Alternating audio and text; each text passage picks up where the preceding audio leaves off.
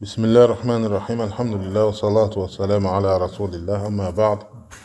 قال الحافظ ابن حجر العسقلاني رحمه الله: لا يمنعك سوء ظنك بنفسك وكثرة ذنوبك أن تدعو ربك، فإنه أجاب دعاء إبليس حين قال رب فانظرني إلى يوم يبعثون، قال إنك من المنظرين.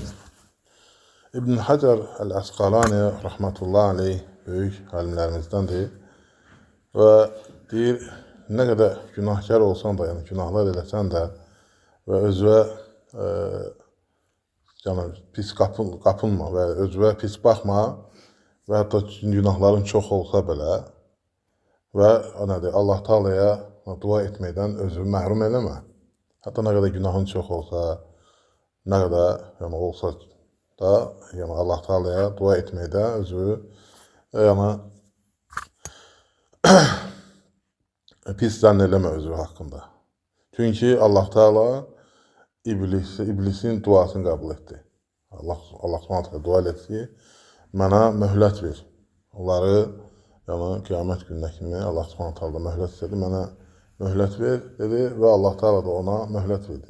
Bilirsiniz ki, Allahın qəzəbinə gəldi iblis və Allah Subhanahu onun duasını qəbul etdi. Və heç kəs özünə qarşı pis zəndə olmasın və çalışsın ki, nə qədər günah olsa belə, bəzən olur insan görürsən, günahlar eləyir, deyir, mənim günahlarım çoxdur, mənim duam qəbul olmaz.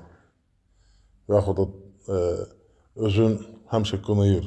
Əlbəttə, özü qınamaq lazımdır. Amma o dərəcədə yox ki, artıq yəni özü gözdən düşsün, özünün gözündən düşəsən, o dərəcəyə çatdırmaq olmaz.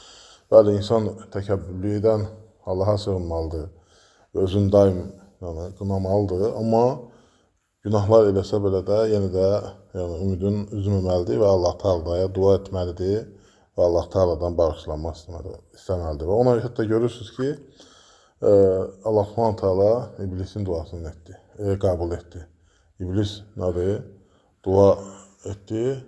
Halbuki iblis nədir? Allah Taala'ya asi olmuşdu. Allah Taala ona görə onu nədir? Mərhəmətindən qovdu, uzaqlaşdırdı. Ona görə heç kəs ümidini üzməsin, nə qədər günahı çox olsa da və əlbəttə ki, tövbə etmək lazımdır, yaxşı işlər görmək lazımdır və Allah Taala'ya yaxınlaşmaq lazımdır və ondan dua eləyib kömək istəmək lazımdır, bağışlamaq istəmək lazımdır. Allah Taala bizi bağışlasın, Allah bizə rəhm eləsin. Allah razı olsun. Subhanakallahumma bihamdik, neşhedü en la ilahe illa ente, nestağfiruke ve netûbü ileyk. Allah razı olsun.